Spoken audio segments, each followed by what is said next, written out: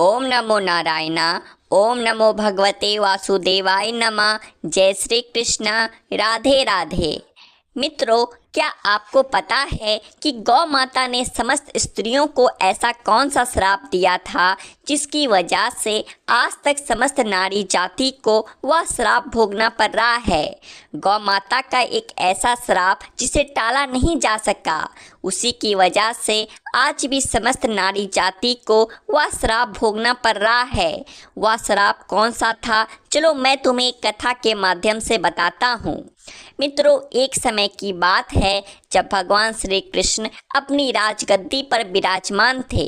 तब उनके पास देवी सत्यभामा जाती है और कहती है, हे प्रभु, मुझसे आज मेरी एक दासी ने पूछा कि पहले स्त्रियों के बच्चे होते थे तो अब पैदा होते ही चलने लगते थे, परंतु अब ऐसा नहीं है। या क्यों प्रभु? मुझे इस प्रश्न का उत्तर ज्ञात नहीं था, इसीलिए मैं आपके पास आई हूँ। कृपया मुझे इस प्रश्न का उत्तर बताएं। तब श्री कृष्ण कहते हैं, हे सत्यभामा, तुम्हारा यह प्रश्न समस्त स्त्री जाति के लिए अत्यंत महत्वपूर्ण है। अगर तुम इस प्रश्न के उत्तर को जानना चाहती हो तो ठीक है, मैं तुम्हें एक कथा सुनाता हूँ। तुमको इस कथा के माध्यम से पता चल जाएगा कि किस वजह से अब स्त्रियों का बच्चा पैदा होते ही चल नहीं पाता। तब देवी सत्यभामा कहती है कि हे प्रभु, मैं इस कथा को पूरा सुनूंगी, कृपया आप कथा को सुनाइए। तब श्री कृष्ण कहते हैं कि हे सत्यभामा, एक नगर में एक रामू नामक व्यक्ति रहता था। रामू एक स्वार्थी व्यक्ति था। रामू के पास में एक गाय थी। वह गाय दूध देती थी और वह रामू उस गाय को हरा भरा चारा खिलाकर उसका दूध निकाल के उस दूध का क्रय विक्रय किया करता था। कृष्ण कहते हैं कि हे सत्यभामा, रामू गाय का दूध खुद भी पीता था, अपने परिवार वालों को भी पिलाता था। उसी दूध की वजह से ही रामू अपने घर की दिनचर्या चलाता था। श्री कृष्ण कहते हैं कि हे सत्यभामा, धीरे धीरे रामू का समय इसी तरह व्यतीत हो रहा था। कुछ दिनों बाद ही एक समय ऐसा आया कि जब रामू को गाय ने दूध देना बंद कर दिया। जैसे ही गाय ने दूध देना बंद कर दिया तो इधर रामू ने उस गाय को चारा डालना बंद कर दिया और एक दिन उस रामू ने गाय को बहुत मारा पीटा और उस रामू ने उस गाय को घर से ले जाकर जंगल में छोड़ दिया। अब वह गाय बेचारी अकेली पड़ गई।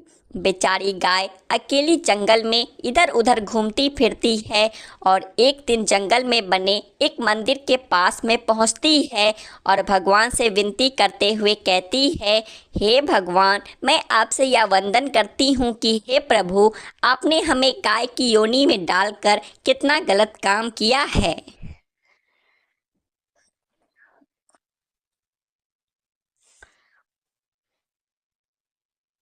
श्री कृष्ण कहते हैं कि हे सत्यभामा, वह गाय कहती है, देखिए, आपकी 84 लाख योनियों में सर्वश्रेष्ठ योनि मानव की है, फिर भी वह कितना पाप और कितना दुष्कर्म करता है। वह गाय आगे कहती है, जब तक मैं दूध देती रही तब तक उस व्यक्ति ने मुझे अपने घर पर रखा। जैसे ही मैंने दूध देना बंद कर दिया, उसके बाद उसने मुझे चारा भी नहीं डाला। इतना ही नहीं, उसने तो मुझे घर से बाहर ही निकाल दिया। अब मैं इधर उधर भटक रही हूँ। अब जंगल में चारा खा खा करके, जंगल में घास खा करके मैं अपने पेट को भरती हूँ, अपना गुजारा करती हूँ। भगवान, आपने जो सर्वश्रेष्ठ योनि बनाई है प्रभु, या तो कितनी स्वार्थी और लालची योनि है।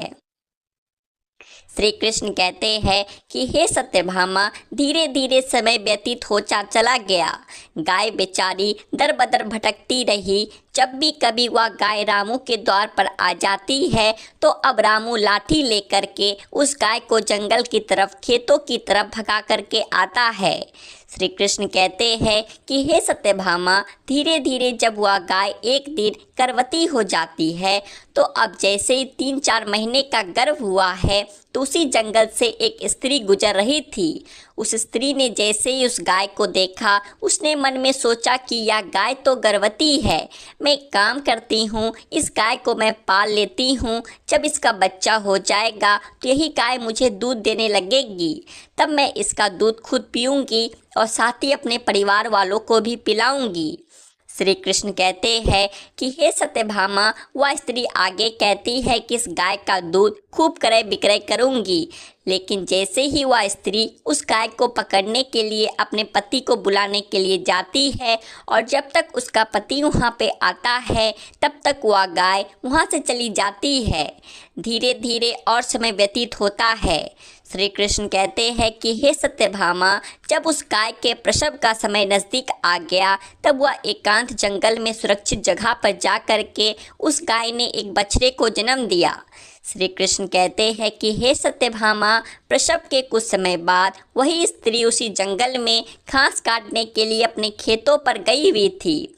जैसे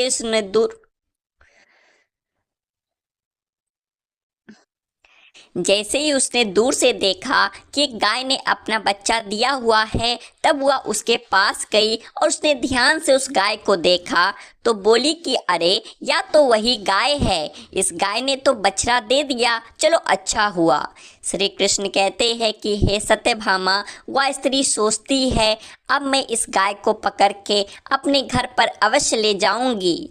जैसे ही वह स्त्री उस गाय के पास से अपने पति को बुलाने के लिए जाने लगती है तभी गाय उसी समय उस स्त्री से कहती है, बहन, आज तुम हमारे ऊपर एक परोपकार कर दो।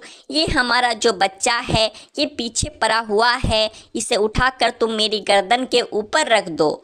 मैं अपने बच्चे को लेकर के किसी सुरक्षित जगह पर चली जाऊंगी, क्योंकि ये मेरा बच्चा 8 महीने बाद चलने लायक हो जाएगा।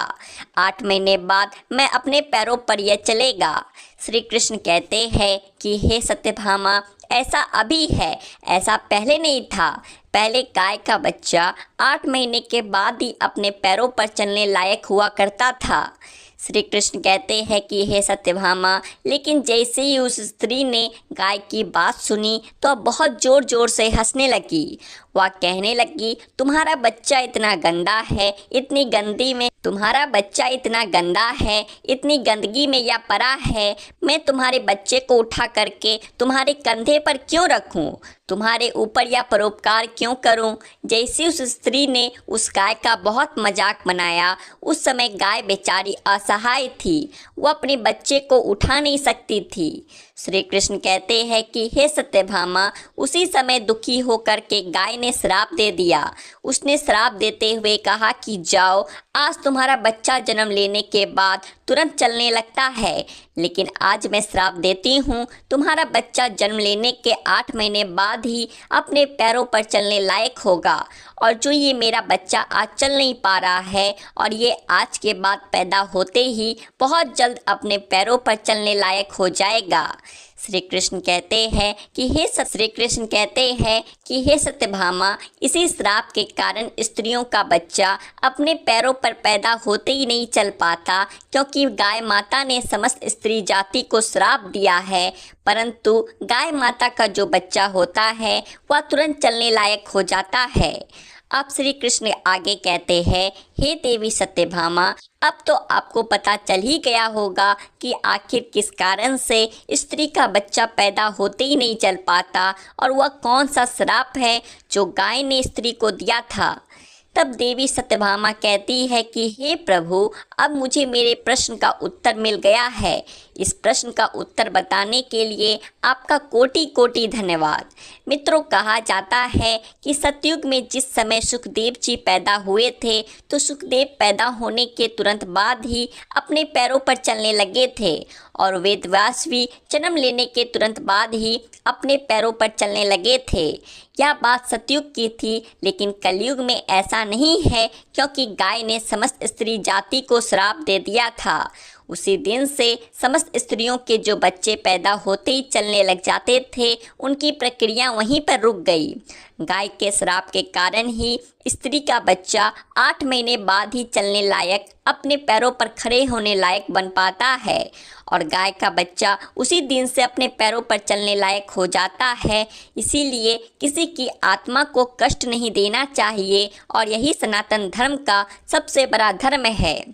गोस्वामी तुलसीदास ने लिखा है, परहित सरस धर्म नहीं, भाई दूसरे के दुख में दुखी हो जाना, दूसरे के काम आना सबसे बड़ा धर्म माना गया है। तो इसलिए हमें असहाय पशुओं की, पक्षियों की सहायता करनी चाहिए।